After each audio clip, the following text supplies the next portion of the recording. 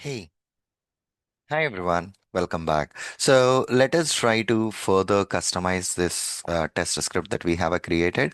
So while copy pasting, I just pasted test only. I don't want to go with the test only. I just deleted that. That's the first thing. So if you remember, as part of the login page, we just created this content.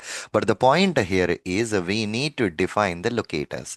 If you look at the Playwright official documentation, they are saying that the locator, you just need to define read only followed by a name and the type of that particular locator, and the value will be assigned within that particular constructor.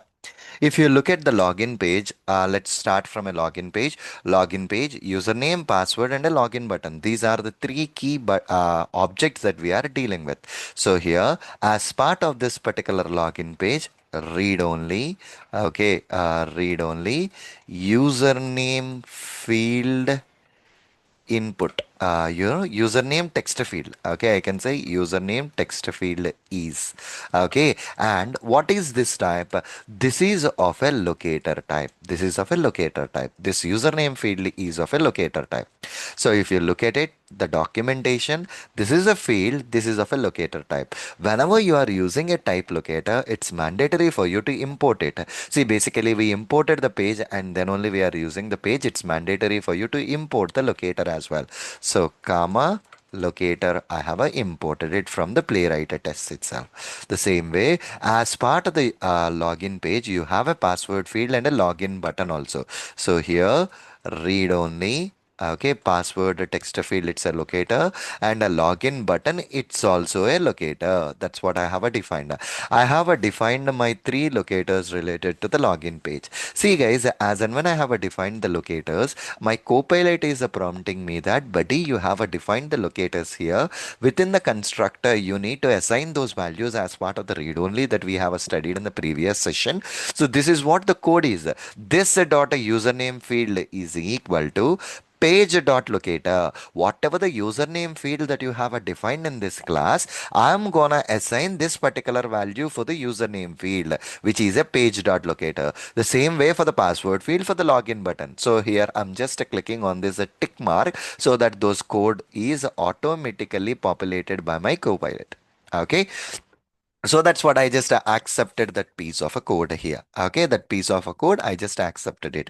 So all these three are the various locators for the username field, for the password field, and for the login button. Right now, let us try to write down a function here, a sync log into application. While logging into the application, it's mandatory for you to pass the username and a password. Rather than hard coding those values, you can use a parameterized method. See here, username is a field and it is of a string type. Password is a value that you need to pass on and it is of a string type. Accept it. As and when you have accepted it, and immediately my copilot is suggesting me that await this dot a username field fill and click. For both username and a password, you need to fill it, and for the password, you need to click on that. So my copilot is prompting me. I just pressed a tab operation, guys. I haven't done anything. I just pressed a tab operation. So what it's gonna happen right now? It's gonna perform. Okay. So what exactly it's gonna perform right now? It's gonna perform this particular entering of a username, entering of a password, and then it's gonna click on that particular button as well. Okay, it's gonna click on that particular button as well. Okay, perfectly all right. Good. And now what I'm gonna do right now here is probably after entering this particular one, await. Okay, await. I just wanna wait for few seconds. Okay, await this dot. Okay, page dot, and I'm gonna wait for, okay, so wait for timeout. I don't want to go with an event. Basically, I want to go for a timeout for this 2000 milliseconds. Perfectly all right. So that's it. So now this is the logic that you have incorporated in a login page. If you look at this particular file, login page should define username, password, and a login button. I have defined those locators. So username, password, and a login button, and you need to pass on those attributes. I just passed on them, and you need to write down a method using those locators. I have written those method. Now here you just need to call that particular method. So here let's add a await here also, and then login page instance dot login into the application. As it is a parameterized method, you need to pass the username, and of course you need to pass the password. Here also I'm using my Copilot auto suggestions itself. I am just accepting it to enter the username and a password.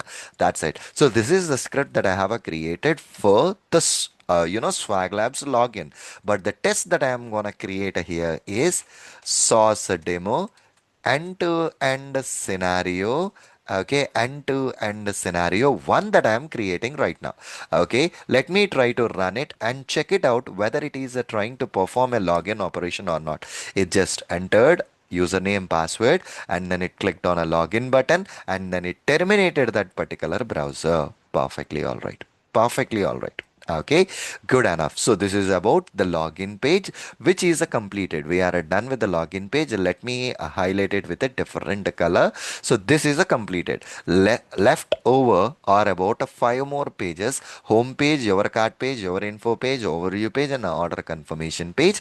As part of the next session, let us create a home page TypeScript file in which create a class, add these locators, write down the methods using those locators, and then call that particular method in the test that you have created. All these actions for the home page we will see as part of the next session, guys. Okay, thank you. See you again in the next lecture. Bye bye.